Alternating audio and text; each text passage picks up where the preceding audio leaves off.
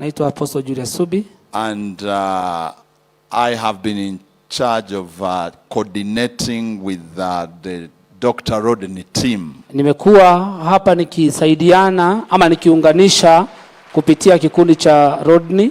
From the start up to the time that they landed in Eldoret. Kutoka mwanzo hadi wakati waliweza kutua katika uwanja wa Eldoret. And I also work closely with the national altar.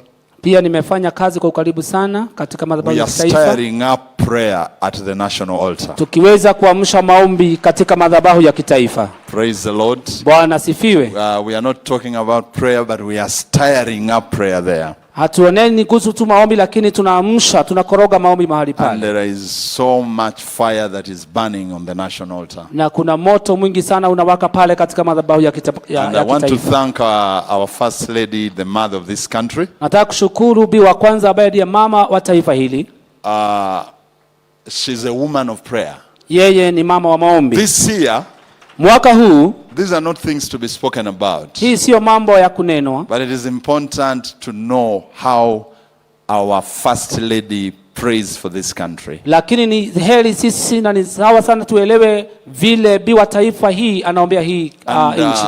Of course, God has put us there to help in charging up that altar to ensure that it is a real national altar. Ni kweli Mungu ametuweka mahali pale ndio tuweze kuhakisha moto katika yale madhabahu ndio iweze kuwa madhabahu ya hakika katika nchi yetu ya Kenya. There is so much hunger that has been released on that altar. Una njaa nyingi sana ambayo imeachiliwa katika madhabahu yale.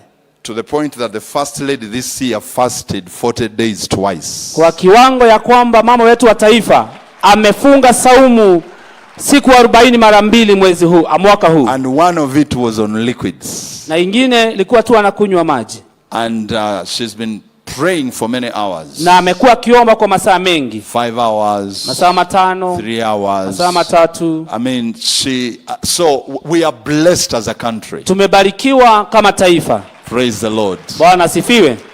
And so we thank her and we also honor our president.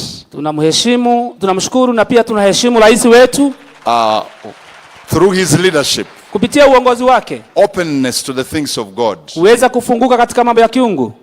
We are able to receive this kind of meetings. Tumeweza kupata mikutano ya aina hii. And is a man that really loves the Lord. Na ni mtu ambaye anampenda Bwana. Are we together? Tuko pamoja. Now, let me say this. Wacha niseme hii. I really want to say this. Ningetaka kusema hii kweli. Tell your neighbor, Apostle wants to say this. Mwambie mtume anataka kusema hii. And he really wants to say this. Na anataka kusisitiza aseme hivyo. You see, one thing. Jambo moja that I have observed. Ambaye nimeona. There are many people in the church. Kuna watu wengi sana kanisani.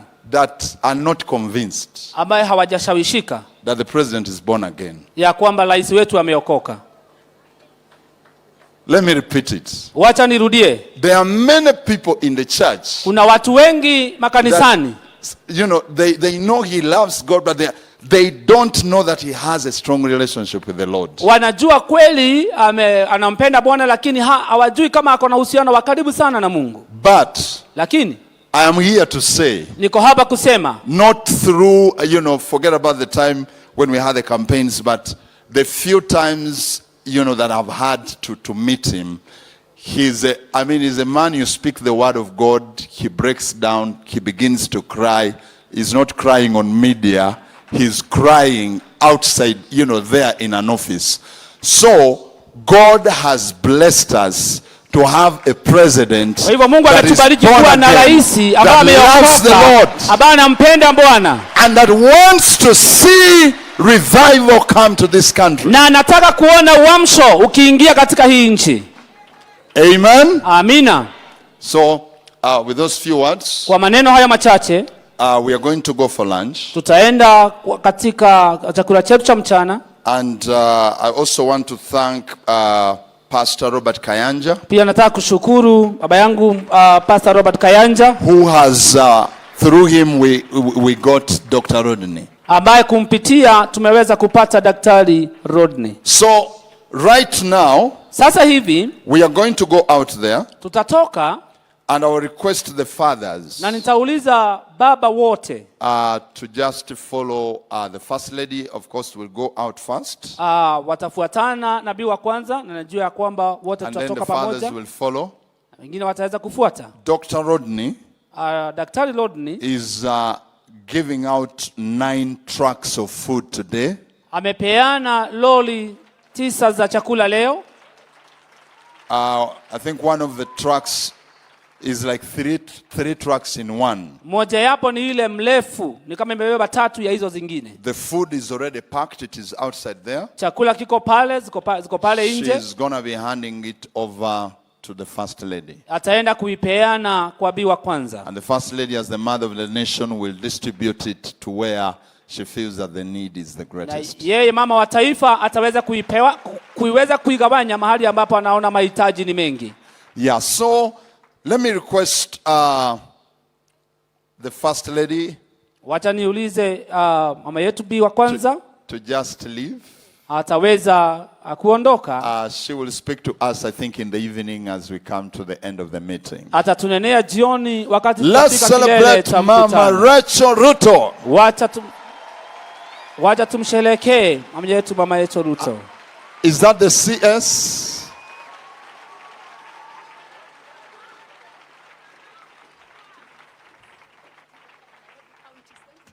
The Deputy Governor Nairobi County is also here, is going to receive the food. Naibu wa gavana pia wa Nairobi yako hapa na ataweza kusaidiana kupokea kile chakula. Amen, amen, amen. Amina, amina, amina. Wonderful time that we are having. Wakati mzuri ambao tumekuwa nao. Thank you.